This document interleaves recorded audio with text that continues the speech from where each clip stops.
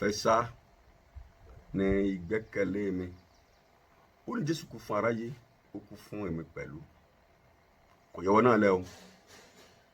Àdórí nígbà tí a bá ti ń ka ọ pé aráyé ni ọ́, a sì ní Jésù kú fún aráyé, ó kú fún èmi pẹ̀lú, ó kú fún wọ pẹ̀lú. Bí o bá tí máa dùn ikú Jésù, má sì jẹ́ kó pẹ́ mọ́. Tí o bá tí mọ ipa ikú Jésù, má sì jẹ́ kó pẹ́ mọ́. Torí ẹni tí yóò dé, ògbọ́rọ̀ kò fara hàn nínú ayé nǹkan kan wa. Gbogbo ibi tí àkókò tí ọ̀rọ̀ ti ń bá wa tí tá ńlá kọjá, ó gbàdúrà pé kí ọ̀rọ̀ Ọlọ́run kó tẹ̀lé gbogbo àwọn ẹni tí ò tọ́ tí ń bá láyé wa kó tẹ̀lé wọn bá lórúkọ Jésù. Ọ̀rọ̀ Ọlọ́run tí a rán kó sáré tètè kó wọnú ìlàkọjá wa kó ṣiṣẹ́ tù wọn. Àwọn tá ń lo ìwòsàn ẹ gbà lórúkọ Jésù. Àwọn tá ń lo ìdáǹdè kan tàbí kejì ẹ gbà lórúkọ Jésù. Ó ti rí bẹ́ẹ̀. Jésù Olúwa wa. Ọ̀rọ̀ tí a ń gbé yẹ̀wò náà ni Sakaraya orí 4:6.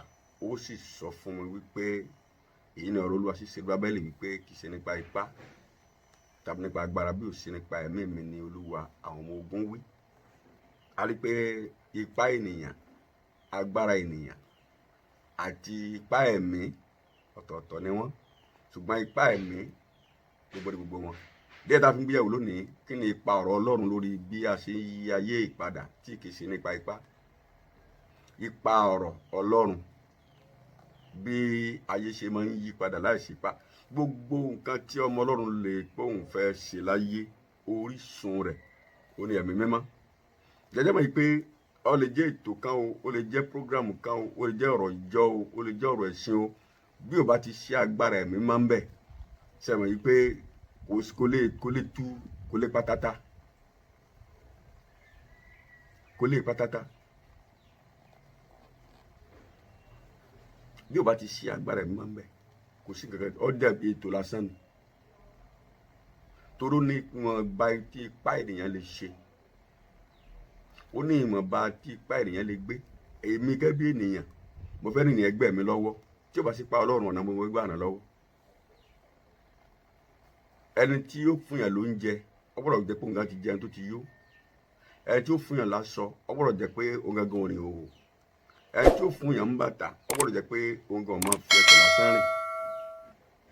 Bẹ́ẹ̀ ni ẹni tí ó fún yàn ní gbàlà, ó gbọ́dọ̀ ti ní gbàlà yẹn kí orísun ìgbàlà ti wà ní ayé tiẹ̀ náà. Torí pé ìwé Mímọ́ sọ kankan fún wa nípa ẹ̀mí Ọlọ́run John 7 ní ẹsẹ̀ 37-39 ní ọjọ́ kìíní ọ̀sẹ̀ nígbà tí àwọn ọmọ ìyá tí wọ́n ń ṣe àjọ ìrékọjá.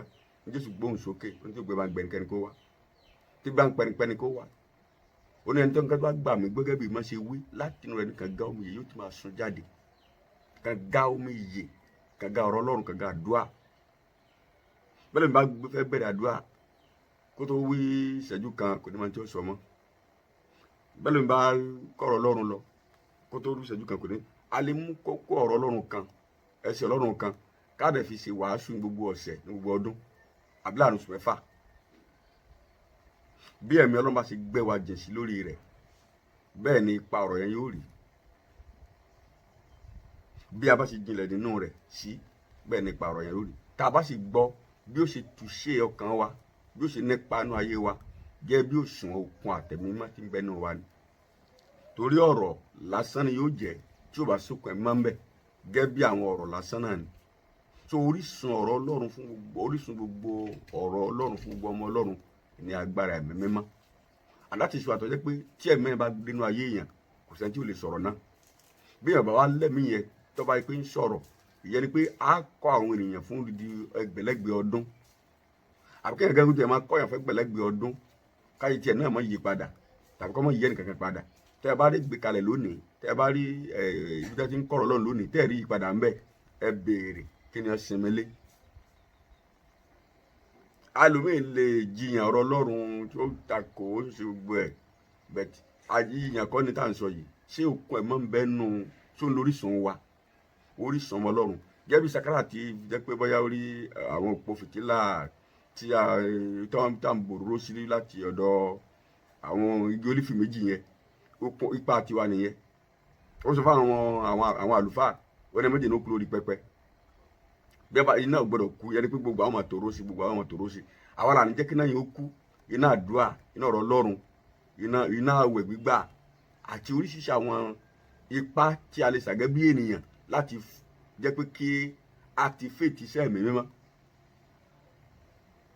torí àlìkà ọgbẹ́ra ní ìṣèkápẹ́ kẹ́ ẹ̀ mọ́ ṣiṣẹ́ so a gbọ́dọ̀ rí pé àwọn nǹkan tó yẹ ká máa ṣe gbígbà tí a sọ fáṣẹ tí a ṣàkárà rí ọ̀pá fìtílà yẹn tá ń bòrò sí láti bí ọ̀dọ̀ àwọn igi olífì méjì yẹn bẹ́ẹ̀ làwa náà gbọ́dọ̀ rí pé a gbọ́dọ̀ jẹ́ náà ó kú ká máa fi òróró sí fún okun ẹ̀mí mímọ́ inú iṣẹ́ tá a bá ń ṣe báwa lọ́rùn ṣe máa ń jẹ́ bóò lọ́rùn ṣe máa ń yí padà bá a ṣe ń gba ọkọ aya wa gbọ́ fún ìgbàlà àwọn òbí wa àwọn ọmọ wa àwọn ẹbí wa àwọn ará wa àti gbogbo àgbáyé báwo ló ṣe ń yí padà ìyẹn ni pé ọ̀rọ̀ Ọlọ́run fi òtítọ́ àti ìmọ́lẹ̀ hàn tẹ́ bá wo Psalm 119 verses 105 ó ní ọ̀rọ̀ rẹ ní fìtílà sí ẹsẹ̀ mi àti ìmọ́lẹ̀ sí ipa ọ̀nà mi ẹ bá tún wo ìwé òwe bákan náà orí 6 ẹsẹ̀ 23 ó ní nítorí pé àṣẹ ni fìtílà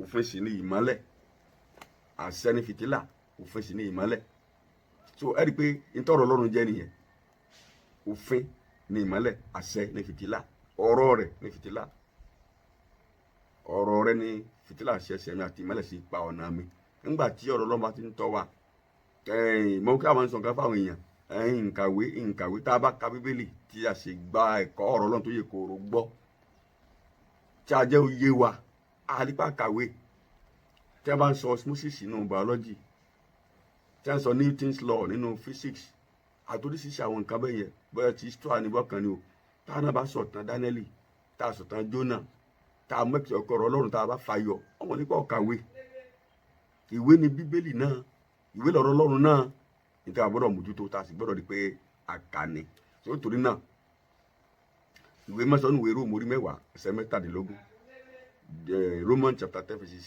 17 ó ní ìgbàgbọ́ ń wá nípa gbígbọ́ àti gbígbọ́ ọ̀rọ̀ Ọlọ́run so èyí tó ń yí èèyàn padà ní ipa ọ̀rọ̀ Ọlọ́run nígbà tí ó bá dàpọ̀ mọ́ ẹ̀mí mímọ́ yóò mú ìdánilójú wá yẹn pé tó lè mú kí a wò pé nǹkan yìí tó mọ̀ rí bẹ́ẹ̀ ìyípadà ó wà ìwòsàn bẹ́ẹ̀ ìsọjí bẹ́ẹ̀ tó kọjá òye àti ìmọ̀ ènìyàn nínú ìwé Hébérù orí 4 ẹsẹ̀ 12 ṣe jẹ́ kó yé wa Hebrew 4:12 ó ní nítorí Ọlọ́run yóò sì ní agbára ó mú ju ìdàkíjà olójú méjì lọ ó sì gúnni ní títí dé pínpín ọkàn àti ẹ̀mí níyà àti oríkèé àti ọ̀rá inú egungun òun sì ní olùmọ̀ èrò inú àti ètè ọkàn kò sì sí ẹ̀dá kan tí kò farahàn níwájú rẹ̀ ṣùgbọ́n ohun gbogbo ni ó wà ní ìhòòhò tí ó sì ṣí ìpayà fún ojú rẹ̀ ẹni tí àwa ní bá lọ. so ọ̀pọ̀lọpọ̀ gbà ní a máa ń kọsẹ̀ tá a bá gbọ́rọ̀ Ọlọ́run wọ́n ń bú mi wọ́n ń bá mi wí wọ́n ń bá mi wí wọ́n ṣe oríṣiríṣi àwọn kan bá la máa ń sọ. ẹni tí ò wá mọ̀ ọ́ rí tí sì ń sọ̀rọ̀ tó bá yé rẹ̀ mú ń kọ́ nígbà tó jẹ́ pé ó sì bíèlì tí ń túmọ̀ rẹ̀ so bí ọ̀rọ̀ Ọlọ́run ṣe rí nìyẹn tí a bá ti gbàgbọ́ tí a sì rìn inú rẹ̀ ìyípadà gbọ́dọ̀ ṣẹlẹ̀ báyìí ò bá yí padà a ò rìn nínú ọ̀rọ̀ Ọlọ́run ni bíjọ ò bá yí padà ẹ jẹ́ ká kí sọ̀rọ̀ bí a bá sì ń kọ́rọ̀ Ọlọ́run kí n lórí sùn rẹ̀ kí n ẹ sinmi lé tọ́lọ́ nǹkan náà wà lọ́wọ́ mo ní ti pé ọ̀rọ̀ ti bá a pàdé ẹjẹ́ àpín o ò mọ ọ̀rọ̀ tó pin tó ṣe gbàlà bí o tiẹ̀ nítumọ̀ sí wọ ọ̀dọ̀ kan nǹkan bẹ tí ọ̀rọ̀ yóò nítumọ̀ sí tí ó dẹ̀ bá a ti rìn kọjá mu àkókò tí wà láti pín ká bá a mọ̀ pé agbára Ọlọ́run ó tún wà bíi ti gbani tó ń ṣiṣẹ́ ìyípadà gẹ́gẹ́ bí ọwọ́ Ọlọ́run ògo Ọlọ́run kó hàn láyé wa kí láti pàdé lọ́sẹ̀ tí ń bọ̀ ògo kó farahàn Jésù Olúwa wa àmín.